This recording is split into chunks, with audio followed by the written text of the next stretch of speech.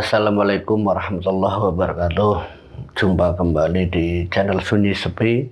Terima kasih kalian yang sudah like, terima kasih kalian yang sudah komen, dan terima kasih juga kalian yang masih mengikuti cerita-cerita dari channel Sunyi Sepi ini. Nah, untuk kisah kali ini, cerita kali ini ingin saya angkat, yaitu tentang orang yang pernah mengalami kesurupan.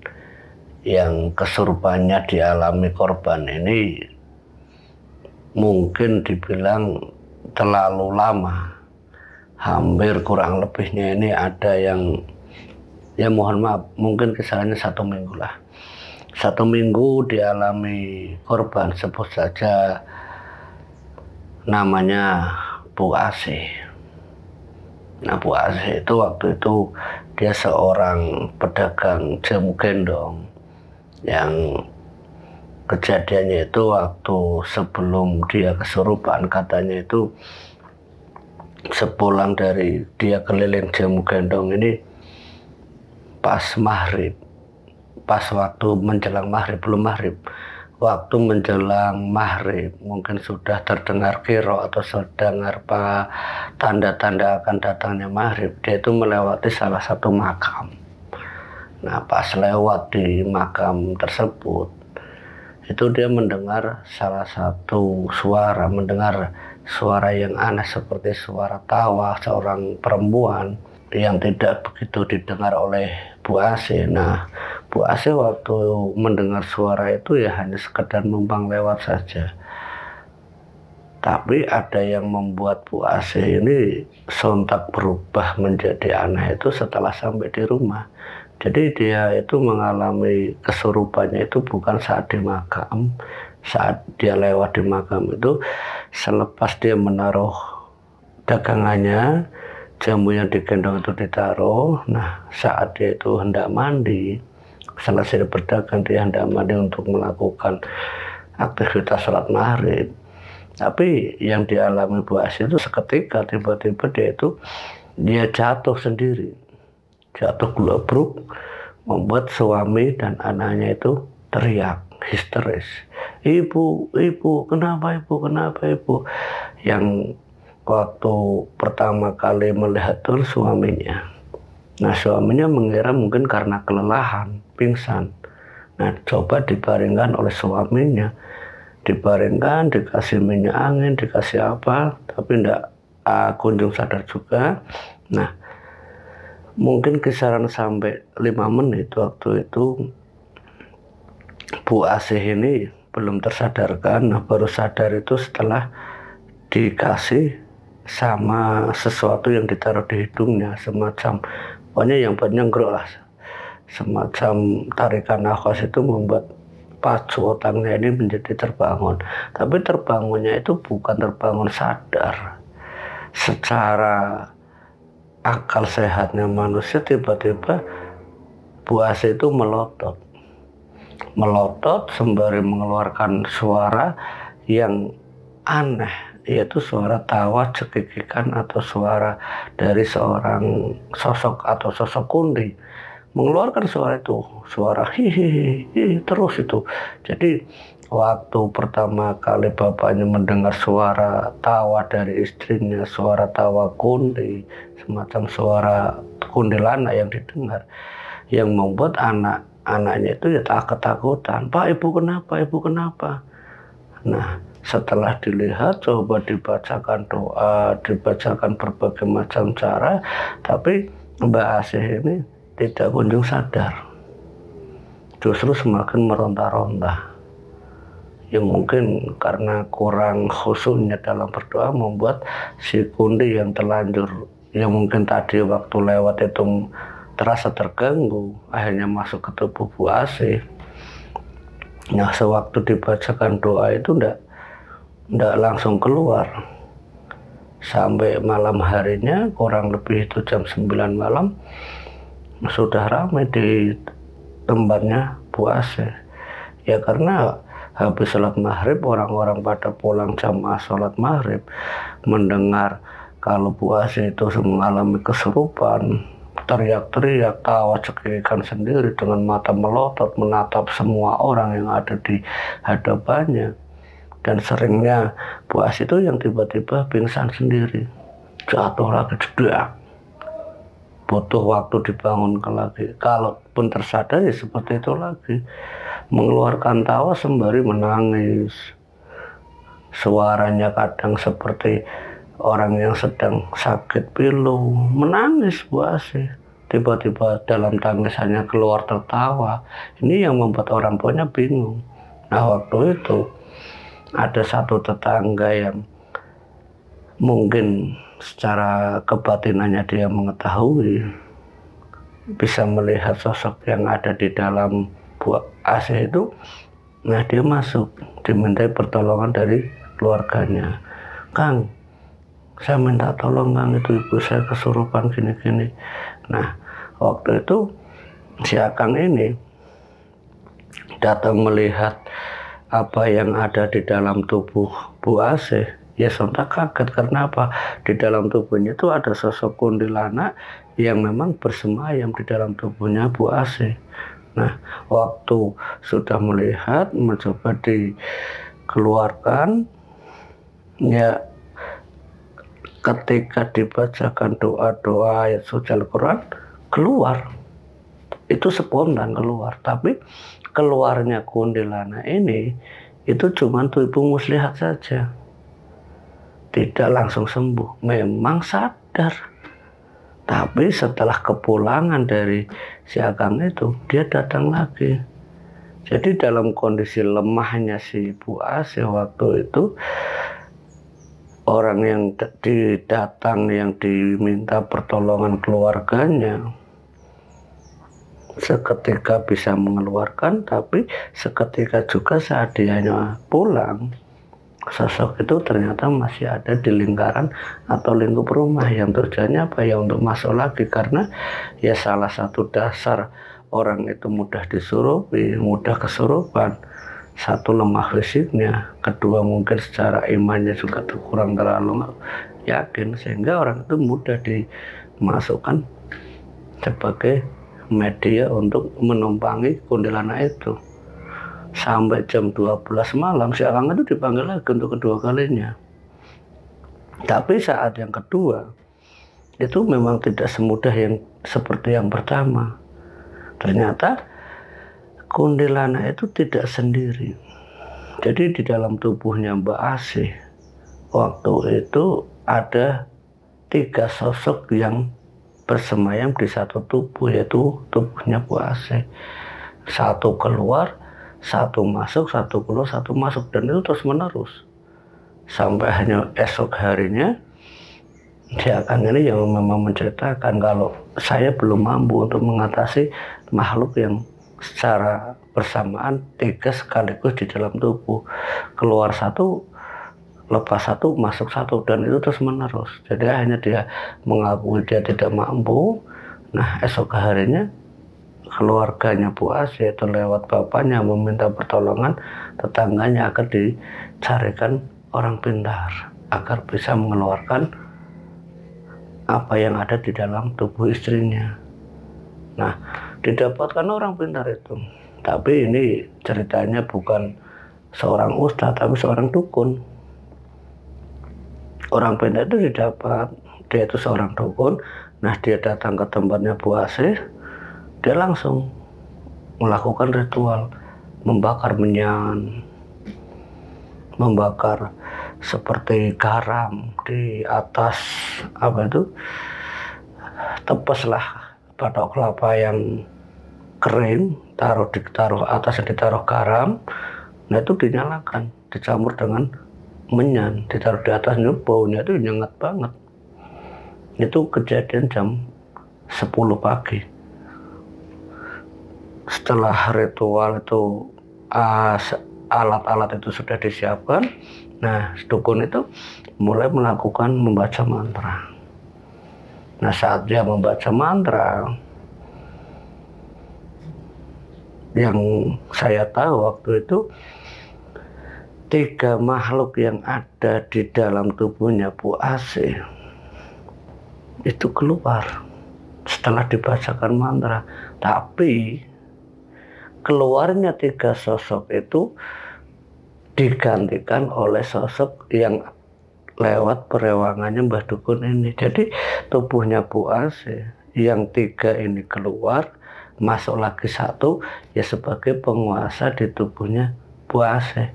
Jadi dukun itu ya mohon maaf menggunakan media perantara jin juga, tapi secara energinya mungkin melebihi dari yang sedang kesurupan, yaitu Bu Asih.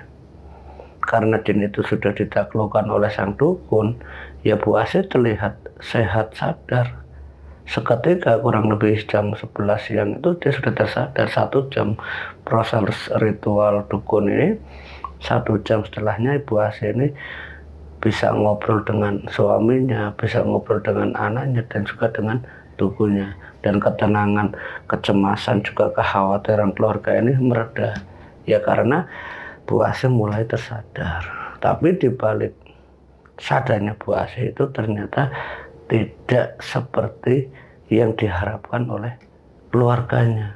Karena satu hal yang pasti, perewangan yang dimintai oleh dukun ini untuk menggantikan 3 sosok yang masuk ke dalam tubuhnya Bu Asih.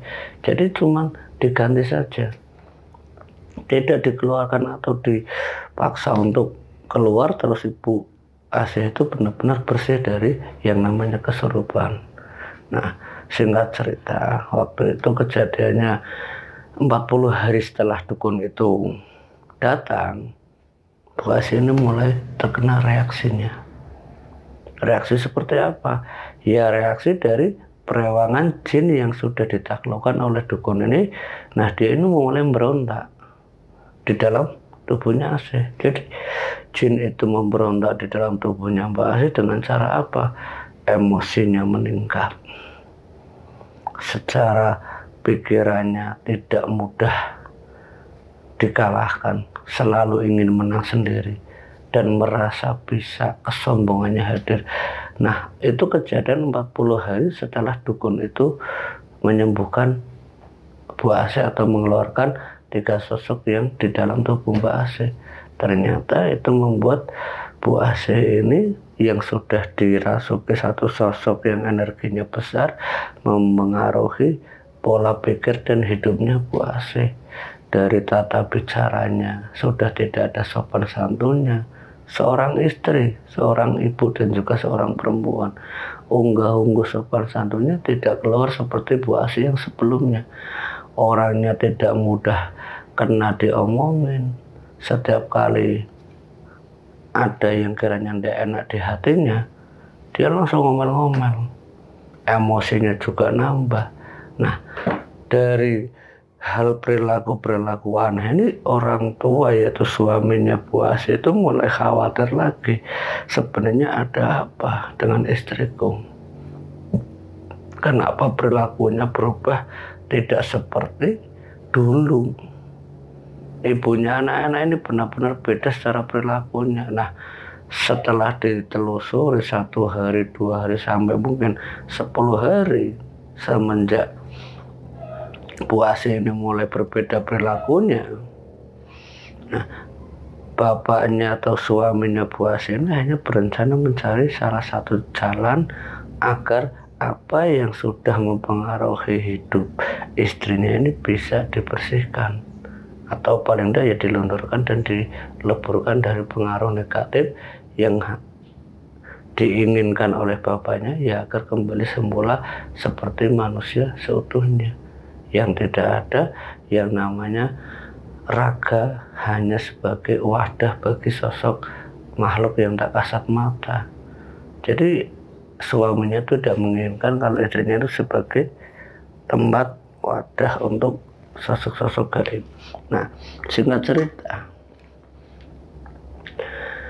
10 hari setelah semenjak itu perilaku yang berubah ini, suaminya ini datang ke tempat salah satu ustadz, salah satu, ya bukan ustadz sebenarnya sih, salah satu orang anak muda yang didengar mungkin dari lingkungan tetangga atau didengar dari yang lainnya, kalau pemuda ini bisa ya mohon maaf, masalah istilahnya sering dipanggil atau diundang untuk dimintai pertolongan agar apa yang dialami oleh seseorang yang mengalami kesurupan itu bisa sembuh. Nah, mendengar kabar itu kan suaminya hanya mencari orang tersebut. Nah, sebut saja namanya Ilham. Nah, suaminya mencari Ilham di mana tempat tinggal Ilham. Nah, ketemu, dia ceritakan. Dia menceritakan semenjak dari mulai dia kesurupan sampai kemarin dia pelakunya, maksudnya perilakunya itu benar-benar berubah seperti tidak seperti Bu Asih yang sebelumnya. Nah, setelah mendengarkan cerita dari suaminya Bu Asih sendiri, pemuda ini, Ilham ini akhirnya ikut datang ke tempat tinggalnya Bu Asih dan keluarganya. Saat sampai di rumahnya Bu Asih, Ilham ini membuat terkejut Bu Asih yang secara tiba-tiba ini mundur dari tempat duduknya. Jadi kedatangan Ilham itu tidak diketahui oleh Bu Asih yang sedang duduk di ruang tamu. Dia duduk sendiri Bu Asih. Nah, Ilham ini masuk, Bu Asih itu langsung menatap dengan tatapan tajam ke Ilham, sembari menarik badannya dan juga mengangkat kakinya duduk sampai di atas kursi tempat dia duduk. Itu seorang Bu Asih, seorang perempuan yang melihat Ilham ini spontan seperti menarik tubuhnya. Nah, melihat perilaku aneh itu, Ilham ini menyampaikan ke suaminya, "Pak, mohon maaf, itu yang ada di dalam tubuhnya istri Bapak ya, Bu Asih, itu ada sosok yang lumayan, Pak. Lumayan pengaruhnya untuk tubuh seorang wanita." Nah, terus gimana Mas Ilham? Ya mohon maaf Pak, Bapak tolong bantu doanya juga. Zikir, ambil air wudhu, sucikan Bapak dengan air wudhu, kita bantu doa bersama-sama. Kita meminta barokah doa ini untuk istri Bapak, untuk kesembuhan Bu Asih, agar menjadi apa? Ya perlindungan, agar apa yang ada di dalam tubuhnya Bu Asih yang mungkin sudah lebih dari 40 hari ini, pengaruh-pengaruh sekecil apapun itu bisa keluar, bisa luntur, bisa lebur. Semoga ini bisa menjadi jalan terbaik untuk keluarga Bapak. Ilham ini menyarankan ke bapaknya dan juga ke anak-anaknya.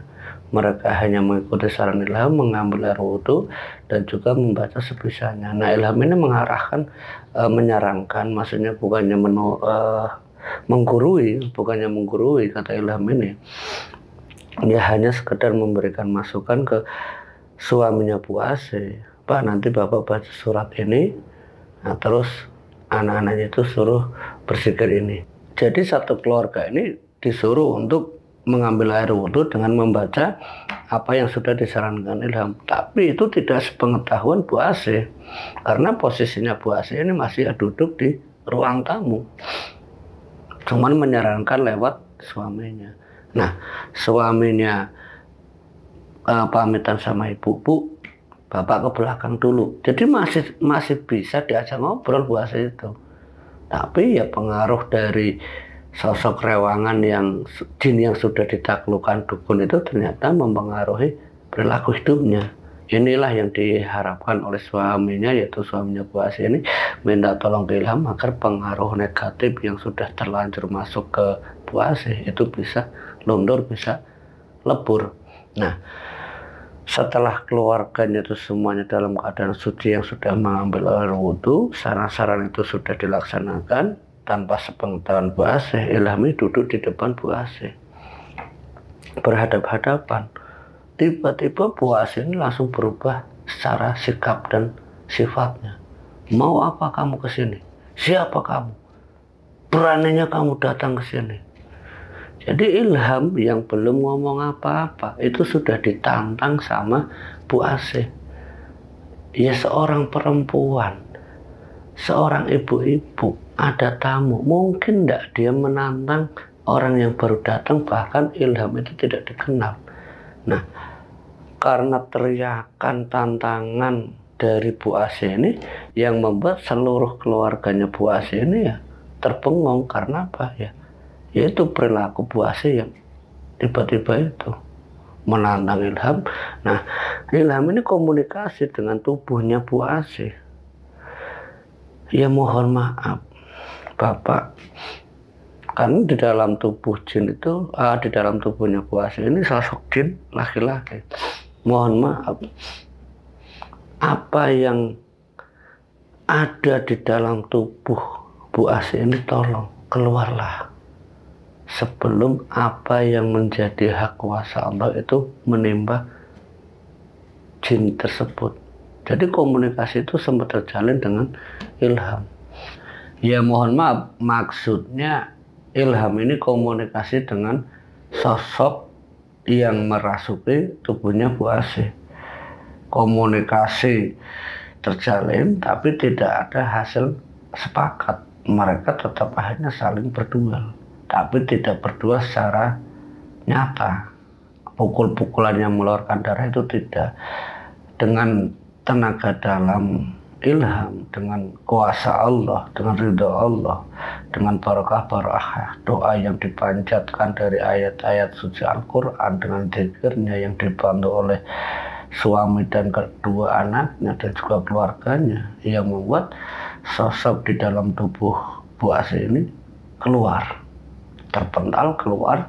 Tapi keluarnya sosok itu tidak persis seluruhnya, masih ada pengaruh-pengaruh negatif yang ada di dalam tubuh Bu Asih, yang mungkin dikarenakan sudah terlalu lama, ya kurang lebihnya itu 40 hari lebih.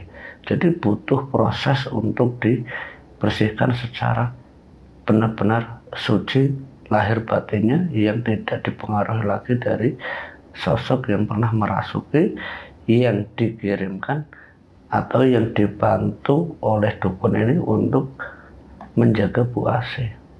Nah, setelah keluarnya sosok tersebut, Ilham ini mencoba untuk mengejar sosok itu, tapi tidak diteruskan karena sudah tahu sosok itu ternyata adalah jin yang ditaklukkan oleh salah satu spiritual, salah satu pelaku spiritual atau dukun lah.